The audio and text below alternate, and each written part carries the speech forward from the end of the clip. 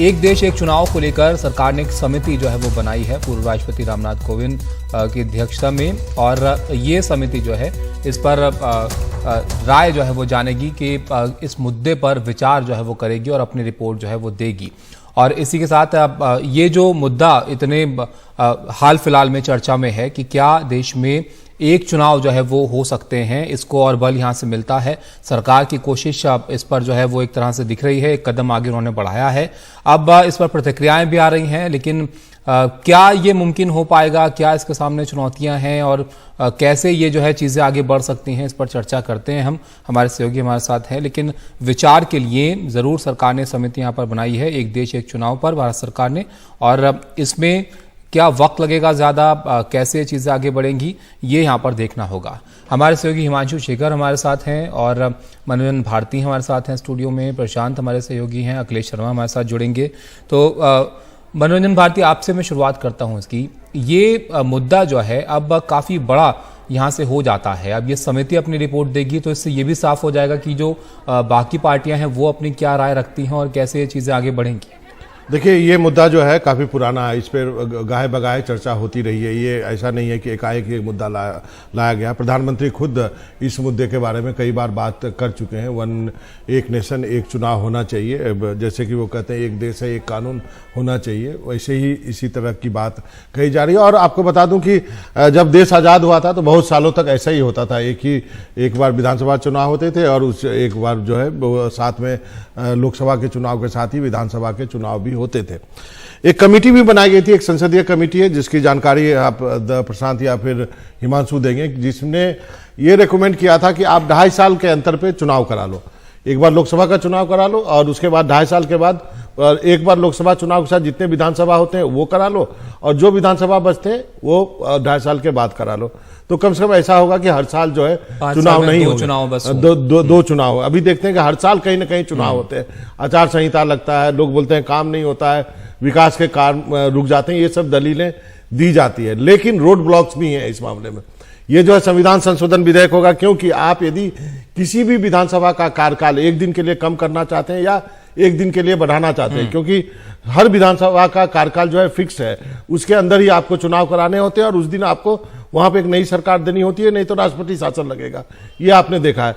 यदि आप ये करेंगे तो संविधान संशोधन चाहिए। तो संविधान संशोधन विधेयक पारित कराने के लिए दोनों हाउसेज में आपको 2/3 से ज्यादा बहुमत चाहिए। राज्यों के विधानसभाओं से भी उसको पास कराना होगा। तो रोड ब्लॉक्स तो हैं, लेकिन इस बात पर इस बार जो है चर्चा शुरू हो गई है और अब बाकी पार्टियों का रूप जो है वो देखने को मिलेगा कि वो क्या कहती है। बिल्कुल, अब चर्चा शुरू होगी तो जाहिर है जो पार्टियां हैं वो अपनी राय भी यहां पर रखेंगी, लेकिन इस पर और आगे हम बातचीत करते हैं। लेकिन उससे पहले कुछ प्रतिक्रियाएं भी आपको दिखाते हैं कि यहां पर समिति की जो खबर आई है इसके बाद राजनीतिक दलों की तरफ से, नेताओं की तरफ से क्या प्रतिक्रियाएं आई।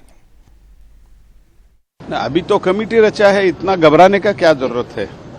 अभी तो कमेटी रचाया गया है। कमेटी रचाने के बाद इसका कमेटी का रिपोर्ट आएगा। कमेटी का रिपोर्ट पब्लिक डोमेन में चर्चा होगा। अगर पार्लियामेंट में जब आता है, पार्लियामेंट में चर्चा होगा। पार्लियामेंट प्रबुद्ध है, भारत देश का प्रजाप्रभुत्व एकदम मैच्योर्ड है, प्रबुद्ध प्रजाप्रभुत्व है, उसमें चर्चा होगा। इतना घबराने का क्या बात है।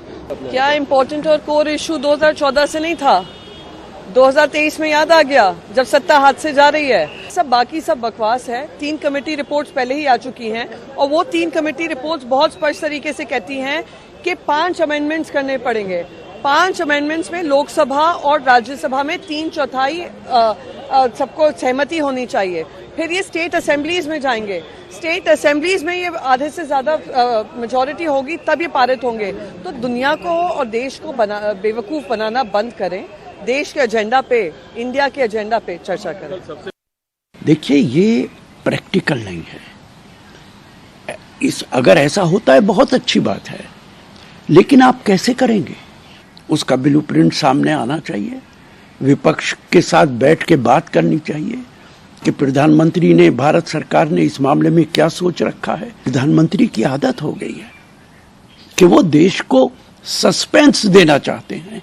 ये लोकतांत्रिक मर्यादा नहीं है, ये तो तानाशाही है। This is not a new issue. It is being discussed for several years. Ever since BJP came to power, BJP is an obsession. One nation, one culture, one nation, one religion, one nation, one language, one nation, one tax. Now one nation, one election, then one nation, one party, one nation, one leader. That is the obsession BJP is suffering from. तो आपने यहाँ पर प्रतिक्रियाएं सुनी। जाहिर है कि लंबी प्रक्रिया होगी अगर ये फैसला जो है वो लिया जाता है, इसके लिए सरकार आगे बढ़ती है।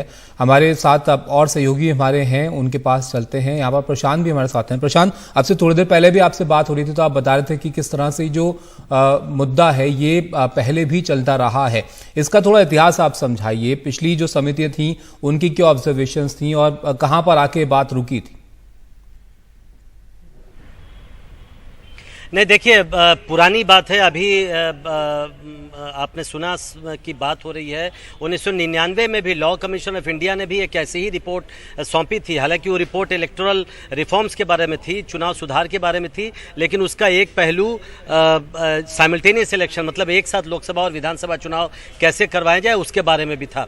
उसमें भी कुछ फॉर्मूले सुझाए गए थे। उसी को आगे बढ़ाते हुए, जैसा मैं पिछली बार भी आपसे जिक्र कर रहा था कि 2015 के दिसंबर में संसद की स्थायी समिति ने एक रिपोर्ट सौंपी थी।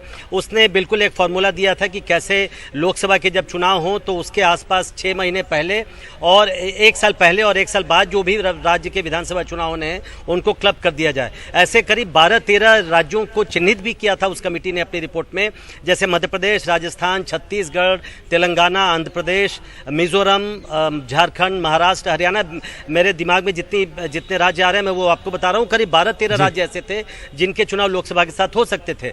बाकी जो बचते वो 2.5 साल बाद फिर से चुनाव होंगे। लेकिन इसका एक दूसरा पहलू भी है कि चुनाव बीच में क्यों करवाए जाते हैं, उसकी जरूरत क्यों पड़ती है। वो इसलिए पड़ती है कि जो चुनी हुई सरकार होती है वो गिर जाती है, चाहे किसी भी वजह से गिरे, या मिलीजुली सरकार हो या वो अपना कॉन्फिडेंस खो दे, नो कॉन्फिडेंस मोशन आ जाए उसके खिलाफ, सरकार गिरती है तभी बीच में ज़रूरत पड़ती है। उसका भी एक समाधान दिया था स्टैंडिंग कमेटी ने, जो अपनी रिपोर्ट जिसका जिक्र मैं बार बार कर रहा हूँ।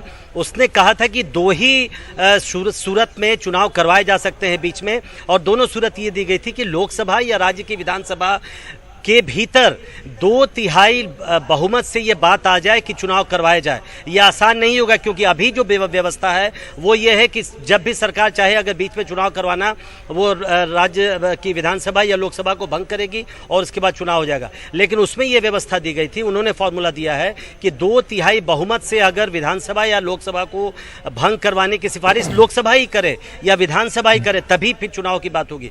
दूसरी एक व्यवस्था जो ब्रिटेन की संसद से गई है, जो 2011 में भी वहां पर एक कानून बनाया गया जिसका जिक्र उसमें किया गया है कमेटी की रिपोर्ट में। उसमें कहा गया, वहां यह व्यवस्था दी गई है कि अगर कोई सरकार है जिसके खिलाफ कोई नो कॉन्फिडेंस मोशन आता है, वो पास भी हो जाता है, सरकार गिर जाती है, लेकिन 14 दिनों के भीतर एक कॉन्फिडेंस मोशन लाके एक दूसरी सरकार बनने की सूरत अगर बनती है तब फिर सरकार की फिर चुनाव करवाने की जरूरत नहीं पड़ेगी। अगर ऐसा नहीं होता है तभी चुनाव करवाए जाए। तो जरूरी इस बात को भी है, क्योंकि ये वन टाइम अफेयर नहीं होगा कि एक बार चुनाव करवा लिए जाएं लोकसभा और विधानसभा के फिर, लेकिन इसको एक अगर इंस्टीट्यूशनलाइज करना है, संस्थागत तरीके से करना है, तो फिर राज्यों की जो सरकार होती है या जो केंद्र की सरकार होती है उसको एक फिक्स टेन्योर कैसे दिया जाए, वो भी एक चुनौती होगी। और उसका जिक्र हालांकि स्टैंडिंग कमेटी ने किया है, लेकिन वो भी एक चुनौती होगी। जी, अब सबसे बड़ा सवाल ताबिश यहाँ पे है कि यदि ये चीज आता है तो रोड ब्लॉक क्या है। हिमांशु, आप ये बताइए, सबकी दिलचस्पी इस बात में है कि क्या ये चीज जो लाने की कोशिश ये समिति बनाई गई है उसकी रिपोर्ट आएगी, क्या ये इस लोकसभा चुनाव जो अगले साल 2024 में होने वाला है, क्या उस समय तक ये इम्प्लीमेंट हो सकता है? सबकी दिलचस्पी इसमें है। इसके सामने रोड ब्लॉक्स क्या क्या है?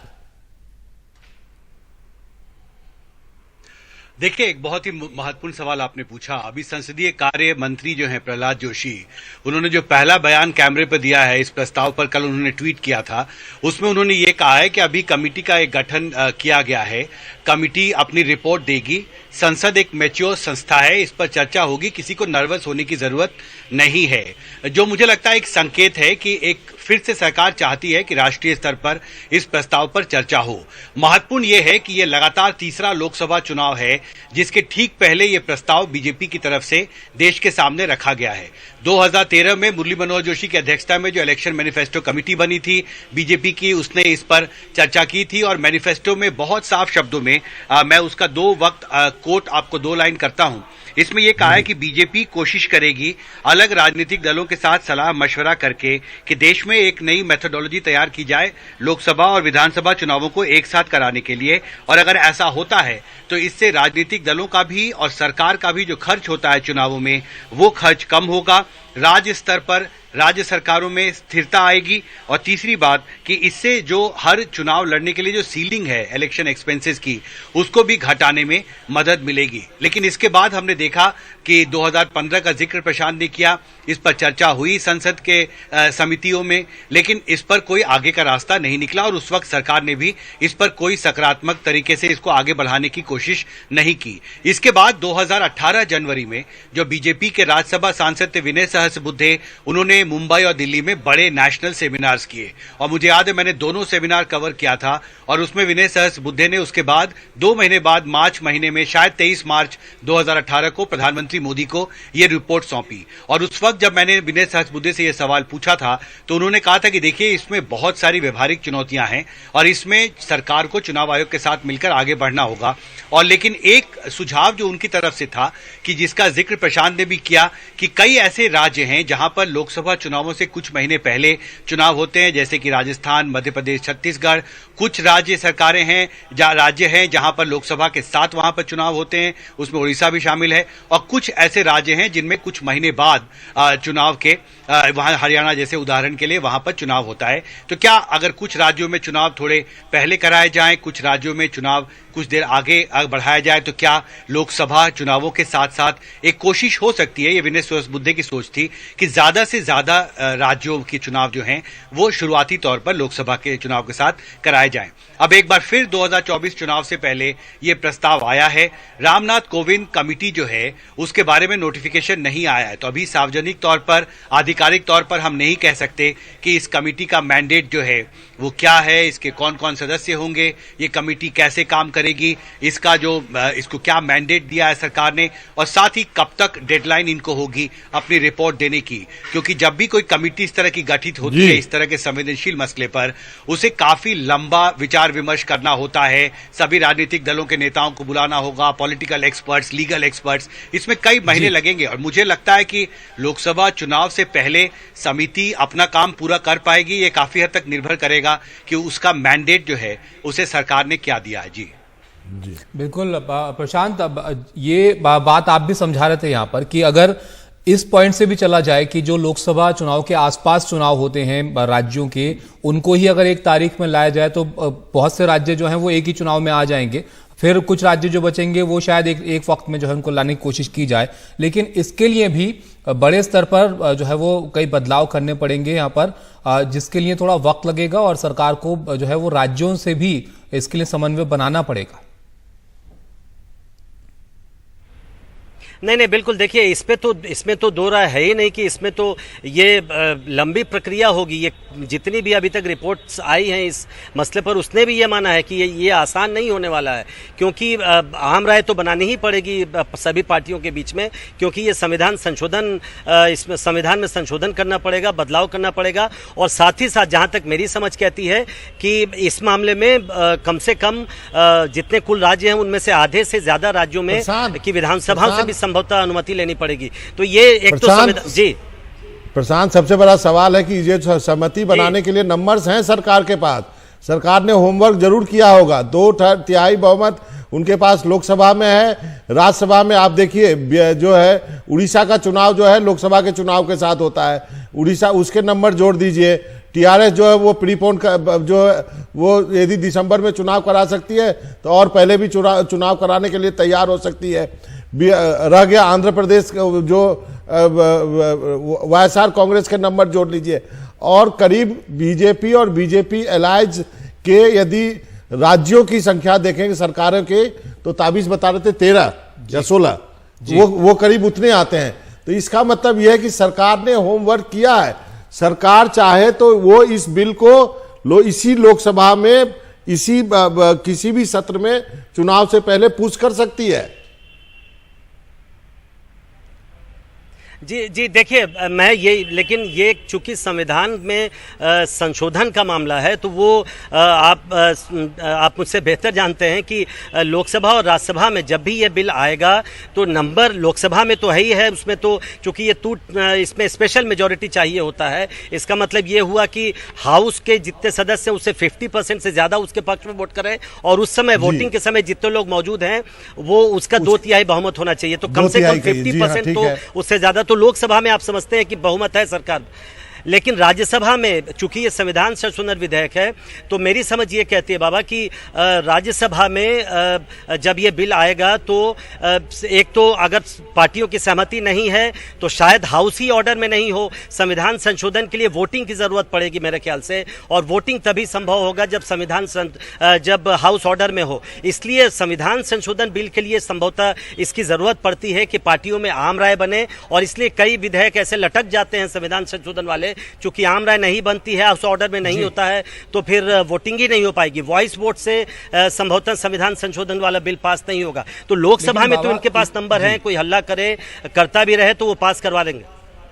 जी, तो मैं वही कह रहा था कि राज्यसभा में अगर हल्ला गुल्ला होता रहा तो शायद सरकार के लिए मुश्किल होगी इसमें। जी, नंबर है, नंबर तो ये भी है कि क्या राजनीतिक पार्टियां विरोध ही करेंगी इसको अगर वैसे भी देखा जाए, क्योंकि इस पर तो सभी सहमत हैं कि अगर अलग अलग वक्त में चुनाव होते हैं तो जाहिर है उसका खर्चा बचेगा अगर एक साथ यहाँ पर चुनाव होते हैं। देखिए, सिद्धांत के तौर पे कोई पार्टी इसका विरोध नहीं कर सकती है। सभी पार्टी कभी न कभी ऐसा उनके मन में विचार आया होगा। और अभी भी हम अगर प्रतिक्रिया देखें तो उनका कि चर्चा नहीं होती आप कैसे, लेकिन अभी तो समिति बनेगी तो भी चर्चा होगी, पार्लियामेंट में जाएगा तब भी चर्चा होगी। लेकिन इसमें कैच क्या है, ये कैच इसमें जो अंदर की बात है वो समझने की कोशिश कीजिए। आप लोकसभा के चुनाव और विधानसभा के चुनाव क्यों साथ कराना चाहते हैं? आप इसलिए चुनाव साथ कराना चाहते हैं कि आप जो है बीजेपी को मालूम है कि वो विधानसभा का चुनाव भी प्रधानमंत्री के चेहरे पे लड़ती है, लोकल लीडरशिप के चेहरे पे नहीं लड़ती है। लोकसभा का चुनाव तो लड़ती ही है, तो दोनों चुनाव एक ही चेहरे पे लड़ने के लिए एक साथ चुनाव कराना उनके लिए ज्यादा अच्छा होगा। दूसरा, ये जो इंडिया गठबंधन बन रहा है, ये गठबंधन बन रहा है लोकसभा चुनाव के लिए। इनके लिए ज्यादा चुनौतियां हो जाएंगी। इनके कंट्राडिक्शंस क्या हैं? इनके कंट्राडिक्शंस आपस में है कि ये कह रहे हैं कि हम 2024 का चुनाव साथ लड़ेंगे, लेकिन राज्यों में हम एक दूसरे के खिलाफ लड़ेंगे। तो उस कंट्राडिक्शन को उजागर करने के लिए ये सबसे बेहतर तरीका है कि आप दोनों चुनाव साथ करा दो। वोटर कंफ्यूज हो जाएगा कि लोकसभा चुनाव में मैं जिस पार्टी को वोट कर रहा हूं इंडिया गठबंधन में, विधानसभा चुनाव के लिए वो आपस में लड़ रहे हैं। तो ये जो वोटर के मन में कंफ्यूजन होगा, ये असली राजनीतिक बात है। बाकी सब आप जितनी भी बातें कर ले, लेकिन ये जो कॉन्ट्राडिक्शन इंडिया की गठबंधन की है और जो प्रधानमंत्री चेहरे की जो बात है, उसके लिए ये विचार आया है। और मुझे लगता है कि बीजेपी ने जरूर होमवर्क किया। हिमांशु के पास चलते हैं। हिमांशु, अब बात जो है नंबर गेम पे आके टिकेगी, लेकिन इसके पीछे की राजनीति भी समझनी काफी जरूरी है। देखिए, निश्चित तौर पर क्योंकि इस सरकार में विशेषकर जो उन्होंने बड़े फैसले अभी तक लिए हैं, जिस पर बहुत बड़ी बहस हुई और काफी विवाद हुआ है, उसमें उन्होंने अपनी प्लानिंग की है। और सरकार हमेशा जमीन तैयार करके फिर प्रस्ताव को आगे रखती है। और जैसा मैंने पहले कहा कि 2014 में, 2019 में बीजेपी ने इस प्रस्ताव को देश के सामने रखा था लोकसभा चुनाव से पहले, और इस बार एक बार फिर से ऐसा लगता है कि वो इसको पुश करने वाले। लेकिन बड़ा सवाल ये है कि अभी रामनाथ कोविंद कमेटी जो है उसका मैंडेट, जब तक वो तस्वीर साफ नहीं होती, देखिए इतना पेचीदा सवाल पे कुछ हफ्तों में कमेटी के लिए अपनी रिपोर्ट को तैयार करना मुझे लगता है संभव नहीं होगा। क्योंकि खुद बीजेपी ने अपने मैनिफेस्टो में ये वादा किया है कि राजनीतिक दलों के साथ सलाह मशवरा करने के बाद एक मेथोडोलॉजी तैयार होगी, करने की कोशिश होगी। तो अगर आप अलग अलग महत्वपूर्ण राजनीतिक दलों को एक एक करके बुलाते भी हैं और उनकी राय लेते हैं, और साथ ही आपको चुनाव आयोग के साथ भी सलाह मशवरा करना होगा। चुनाव आयोग की भूमिका मुझे लगता है इसमें सबसे अहम होगी कि क्या वो तैयार हैं समय से पहले इस तरह के किसी भी प्रस्ताव पर आगे बढ़ने सही बात है हिमांशु, लेकिन मेरा मानना ये है, हिमांशु और प्रशांत हम इस पे और चर्चा करेंगे, लेकिन ताबिश मेरा मानना ये है कि अभी वक्त है। हमको इस बात को देखना चाहिए कि कोई भी चीज यदि सरकार मूव करती है तो वो आगे के भरोसे ऐसे नहीं करती है। अभी केवल सितंबर का महीना शुरू हुआ है, आज के दिन कमेटी नोटिफाई होती है, उनको 2 महीने या 2 महीने में उनको यदि अपनी रिपोर्ट सबमिट करनी है तो सितंबर अक्टूबर में यदि वो रिपोर्ट सबमिट करती है, चुनाव मई में होने हैं, तब तक चुनाव आयोग तैयारी कर सकता है।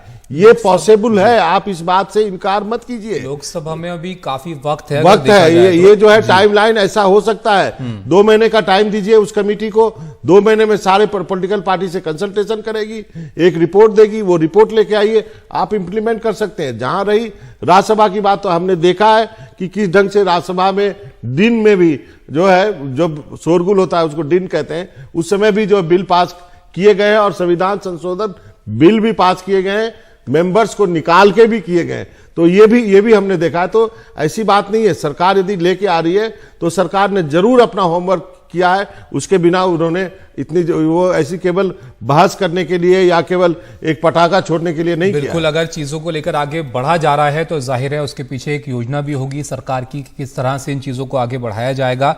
हिमांशु, आपके पास यहाँ पर मैं आता हूं। पहले विशेष सत्र संसद का बुलाया जाता है, फिर ये समिति बनाने का फैसला किया जाता है। ऐसे में सवाल ये बड़ा हो जाता है कि इस विशेष सत्र में क्या चर्चा जो है वो हो सकती है, क्योंकि इस समिति में वक्त लग सकता है, इस चर्चा में काफी वक्त लग सकता है। तो क्या वन नेशन वन इलेक्शन पर ही यहां पर चर्चा होगी या कुछ और हो सकता है?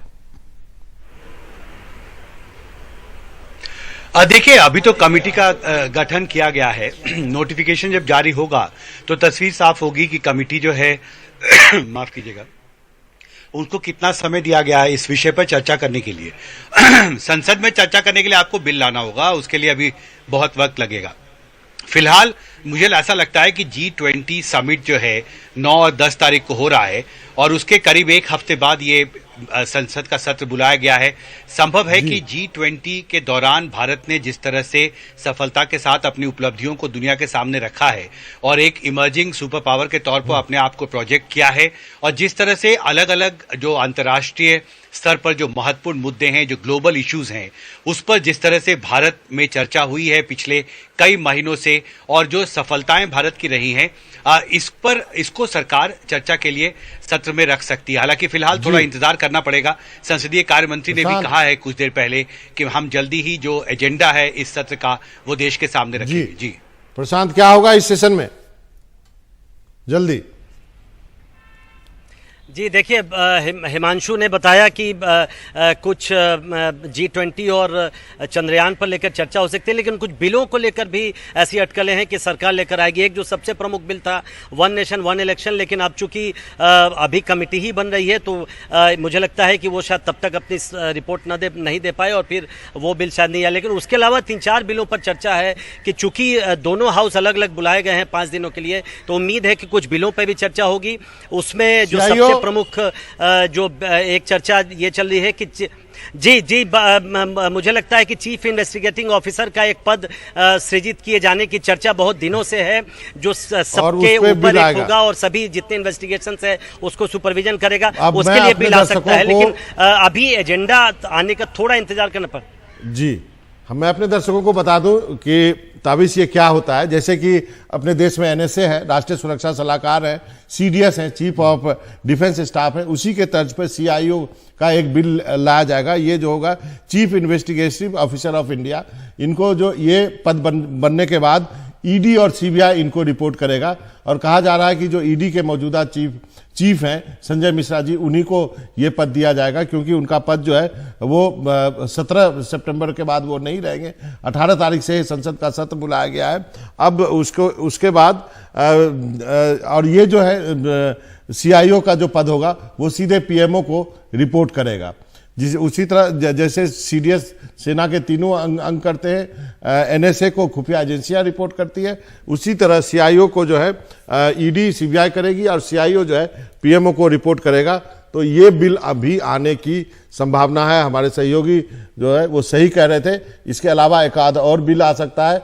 और सबसे बड़ी बात है कि G20 की सफलता, चंद्रयान का सफल लॉन्च, उसको एक डॉक्यूमेंटेशन हो जाएगा, उसकी चर्चा करेंगे और ये कहा जाएगा कि ये सरकार जो है बहुत सफल रही है, सफल आयोजन किया है और उसका भारतीय राजनीतिक इतिहास में एक डॉक्यूमेंटेशन हो जाएगा, वाहवाही करते हुए, और संसद का सत्र अच्छे नोट पे खत्म किया। लेकिन संसद का सत्र अच्छे नोट पर चल पाएगा अगर सीआईओ बिल लेकर आती सरकार, क्योंकि और विपक्षी पार्टियां तो जी एक चीज और बताना भूल गया, ये पुराने संसद भवन से शुरू होगा और ये अंत किया जाएगा नए संसद भवन में, तो ये भी एक तो नए संसद भवन की शुरुआत भी सत्र से यहाँ पर जाएगी। हो जाएगी। बहुत शुक्रिया मनोरंजन भारती आपका हमारे साथ जुड़ने के लिए, और प्रशांत और हिमांशु आपका भी। तो बड़ी खबर है ये वन नेशन वन इलेक्शन, जिस पर आप देख रहे हैं प्रतिक्रियाएं भी आ रही हैं और समिति भी बनाई गई है। अब इस पर आगे चलकर क्या होता है, कैसे आगे का रोड मैप रहता है, ये देखना यहाँ पर काफी अहम होगा।